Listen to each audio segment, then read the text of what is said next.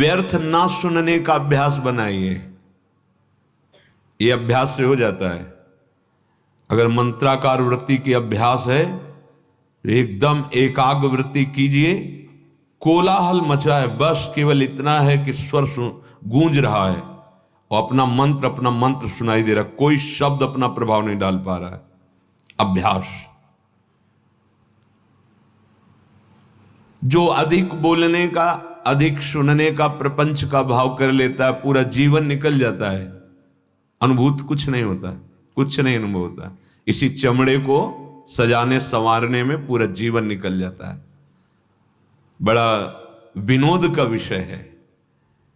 शूरवीर कहा करके कायरता का आचरण दिखाना, यह विनोद का विषय है।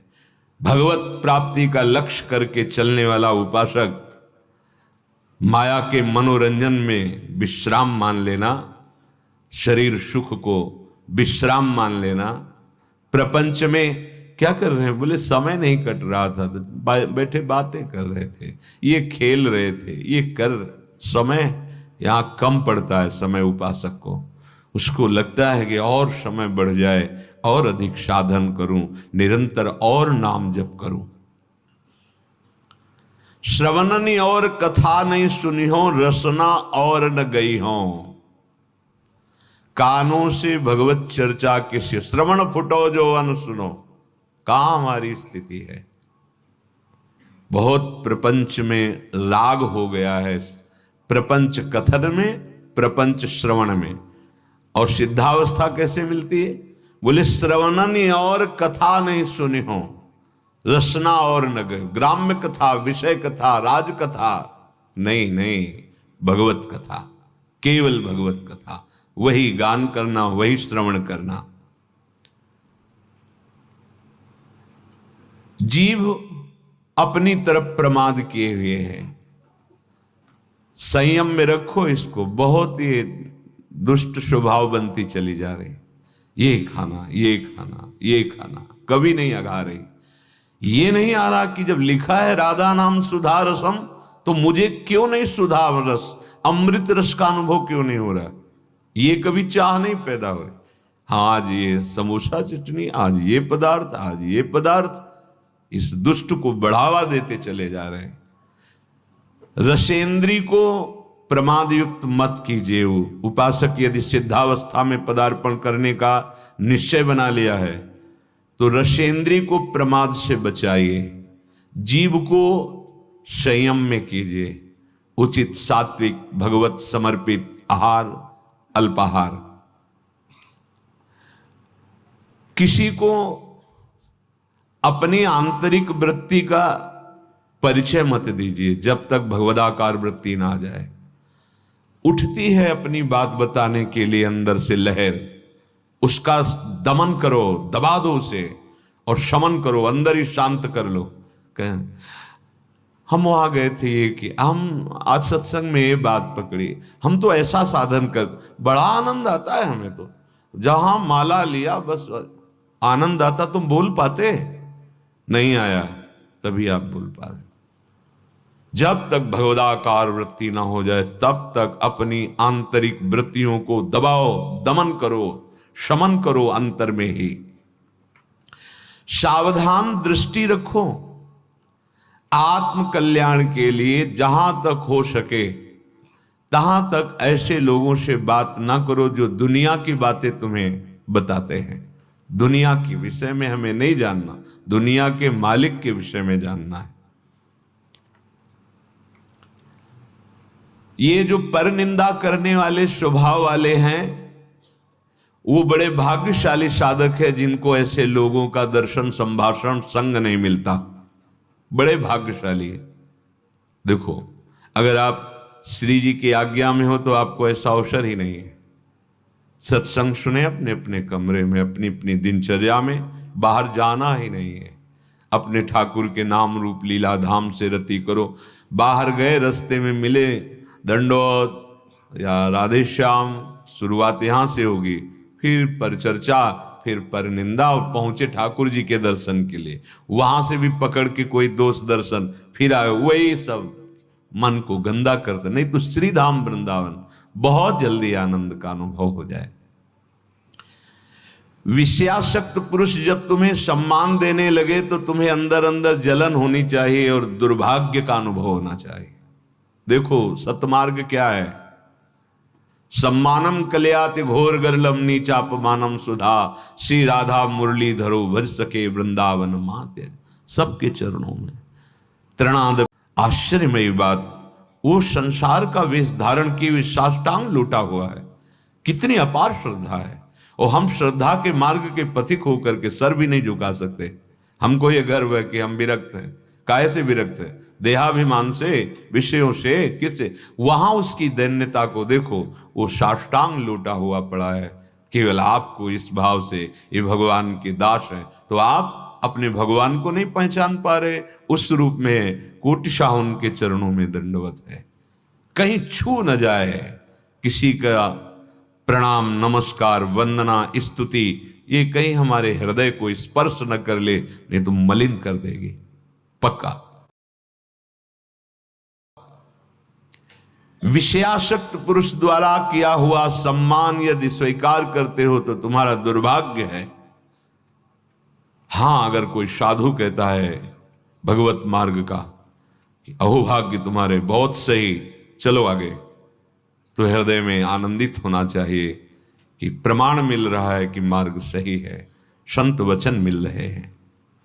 विषयासक्त पुरुष जब सम्मान देता है और उपासक उसी को बटोरना शुरू कर देता है और सौभाग्य मानने लगता है, तो उसके जीवन से भगवान का महत्व खत्म हो जाता है। जो सत्संग से बना महत्व खत्म, देहाभिमान फिर वही जागृत हो गया, अपना महत्व। गान भले उनका करे, महत्व अपना स्थापित करेगा, नहीं तो चौथी भगत मम गुणगन करे कपट तज गान। केवल भगवत चर्चा मात्र से भगवत प्राप्ति, भगवत चर्चा श्रवण मात्र से भगवत प्राप्ति। कितने ऐसे उदाहरण हैं महापुरुषों के चरित्रों में। जो उपासक निकम्मा पड़ा रहना अपने को समझता है साधना, नहीं, सिद्धों वाले आचरण नहीं करना चाहिए। उनकी भगवदाकार वृत्ति है। वो खड़े हैं या पड़े हैं, चल रहे हैं या खा पी रहे हैं या विषयी पुरुषों के बीच में भी बैठे, कोई फर्क नहीं पड़ता। कर्माणि श्रुति बोधितानि नितराम कुर्वन्तु कुर्वन्तु मां गूढ़ाश्चर्य रसास्रगादि विषयान ग्रहणन्तु मुंचन्तु वा। जिस समय वो बहिर्मुख पुरुषों के पास बैठे हैं उस समय वो भगवदानंद में डूबे हुए, एक एक वृत्ति भगवदाकार है। आप उनका अनुकरण न करें, उनके वचनों का अनुकरण करें जो उनके वचन कह रहे हैं। जो ये समझता है कि अकेला में बस पड़े रहना, मांग के खा लिया, तो काम, क्रोध, लोभ, मोह, मद, मत्सर ये ऐसे नहीं जीते जाते हैं। जीवन में उपासक के हृदय में आराम की तो कोई वृत्ति ही नहीं रह जाती।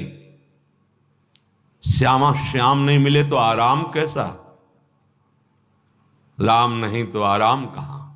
नहीं, तब तक विश्राम नहीं। अरे ये बड़ा भारी युद्ध है, बड़े विपक्ष जोरदार हैं, इनको परास्त करना है। ऐसे नहीं कि कमरा ले लिया, पड़े हैं, खा रहे हैं, पी रहे हैं। केवल पड़े भी नहीं रह सकते ना तुम, क्योंकि एक क्षण बिना कर्म किए नहीं रह सकते। शरीर से पड़े हो, लेकिन अंदर की विकारग्रस्त वृत्तियां तुम्हें चैन लेने देंगी, तुमसे ऐसे असाधन करा देंगी, वो व्यर्थ जीवन हो जाएगा। इसलिए सदैव भगवत कार्यों में इस शरीर को खूब लगाए रखो।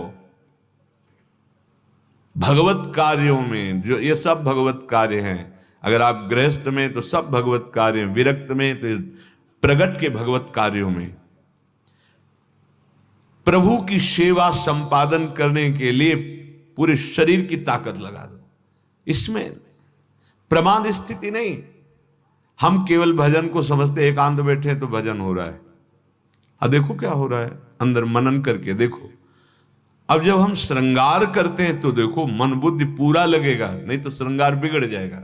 जरा भी मन हटा तो श्रृंगार परिचय बताने लगता है प्रभु के श्री अंगों का कि आज एकाग्रता पूर्वक प्रियता के भाव से नहीं किया गया है। जरा सी वृत्ति बाहर चली जाए तो आपका श्रृंगार बिगड़ जाएगा। पहले मनन होता है, आज ऐसे फूल बंगला बनाएंगे, आज ऐसी पोशाक होगी, आज ऐसी नथ होगी, आज ये मानसिक हो रहा है। फिर प्रगट में उसमें तन्मयता पूर्वक हो रहा है। परम सिद्ध वर्तमान में भगवदानंद की अनुभूति करने का बहुत प्रबल साधन मिल गया, और यही सिद्धावस्था का अनुभव करा देगा कि जो कर रहे हो ये परम सिद्ध वस्तु है। इसलिए उपासक भगवत प्राप्ति के लिए ये 4 बातें जीवन में बहुत ध्यान पूर्वक, पहला निरंतर नाम जप, दूसरा सत्संग। सत्संग बहुत बड़ी प्रेरणा देता है हमें भगवत प्राप्ति की। असत आचरणों की त्यागने की सामर्थ्य सत्संग से मिलती है। और तीसरा शास्त्रों का स्वाध्याय अनिवार्य है। और चौथा भगवत सेवा। इससे पूर्णता की प्राप्ति हो जाएगी, अर्थात आपकी स्वीकृति हो जाएगी, मैं श्री जी की सहचरी हूं, अनुभूत हो जाए, मैं भगवत दास हूं, मैं भगवान का नित्य सखा हूं, या भगवान मेरे करुणा सिंधु पुत्र हैं, या भगवान मेरे माधुर्य निधि प्रीतम है, पति है। जो जिस भाव से भगवान उसी की परिपक्वता कर देते हैं, उसी को दृढ़ कर देते हैं। उपासक भगवत कृपा से प्राप्त सत्संग से जब ये निश्चय कर लेता है कि अब मुझे इस जन्म में भगवत साक्षात्कार करना है, दृढ़ निश्चय, तो आधी यात्रा तो निश्चय से ही पूर्ण हो गई। अब उसे असाधनों का त्याग केवल करना है। साध्य वस्तु स्वीकृति से अनुभव में आती है, पक्का। जैसे हमारी स्वीकृति अभी नहीं है, स्वीकृति देह की है, स्वीकृति मन और इंद्रियों के साथ भोगों में सुख है, ऐसी है। स्वीकृति ये सत्य है संसार, ऐसा हो गया। तो देखो हमें भास रहा है, सत्य भास रहा है, मैं तू मेरा तेरा अच्छा बुरा। स्वीकृति ये इतना कठोर हृदय कर देती है, भाई भाई की छोटी सी संपत्ति के लिए हत्या कर देता है, इतना कठोर हृदय कर देता है, पूज्य जनों का अपमान निरादर बड़ा। यही स्वीकृति इतना सरस हृदय कर देते हैं, जरूरत पड़े तो अपने प्राण दूसरों के लिए देने के लिए। परहित सरिस धर्म नहीं भाई। परम धर्म की स्थिति स्वीकृति से, परम प्रेम की स्थिति स्वीकृति से। विश्वास कीजिए, स्वीकृति ही हमारी गलत हो गई। आत्मबोध स्वीकृति से ही होता है, भगवत प्रेम स्वीकृति से ही होता है। मेरे प्रिया प्रीतम, बस और कोई नहीं। ये स्वीकृति ही तो है, मेरे तो गिरधर गोपाल दूसरो न कोई। स्वीकृति, पर यह स्वीकृति बहुत दुर्लभ स्वीकृति है।